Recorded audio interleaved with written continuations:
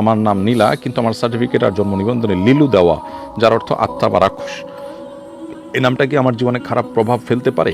নামের প্রভাব কি জীবনে পড়ে বা পড়তে পারে? বোন নীলাঞ্জনা, আপনার প্রশ্ন উত্তর হলো যে নামের প্রভাব ব্যক্তির উপরে অনেক সময় পড়ে। এই মর্মে বিভিন্ন রেওয়ায়েত আছে এবং ওলামা ইকরামের বিভিন্ন ভাষ্য এক্ষেত্রে আছে। ভালো নামের সুপ্রভাব যেমন মানুষের মধ্যে পড়ে, খারাপ মানুষের নামের কুপ্রভাবও মানুষের মধ্যে পড়ে। এক ব্যক্তি নবী করিম সাল্লাল্লাহু আলাইহি ওয়াসাল্লামের কাছে আসার পর তিনি জিজ্ঞেস করলেন, তোমার নাম কি? তো এই ব্যক্তির নামের মধ্যে এমন একটা শব্দ ছিল যে শব্দটার অর্থ ভালো নয়, এটা নেগেটিভ। নবী করিম সাল্লাল্লাহু আলাইহি ওয়াসাল্লাম তখন তার নাম পরিবর্তন করে দিলেন।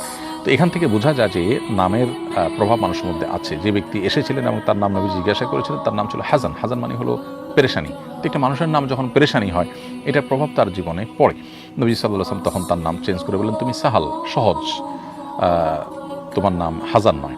তো এখান থেকে বোঝা যায় নামের প্রভাব মানুষের উপরে পড়ে। এজন্য খারাপ নাম যদি কেউ রেখে থাকেন, কারণ নামের অর্থের মধ্যে খারাপ কিছু থাকে, সেটা পরিবর্তন করা দরকার। কিন্তু আপনার যেহেতু নাম হলো নীলাঞ্জনা নীলা, আর জন্ম নিবন্ধনে ভুলে লিলু লেখা হয়েছে, এই ভুলে লিখে দেওয়ার দায়টা আপনার উপর আসবে না।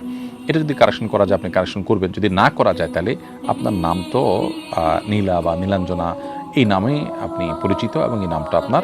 সো আপনার ওই কেউ ভুল করে আপনার নামের মধ্যে কিছু লিখেছে, সেটার দায় আপনার উপর আসবে না ইনশাআল্লাহ তাআলা।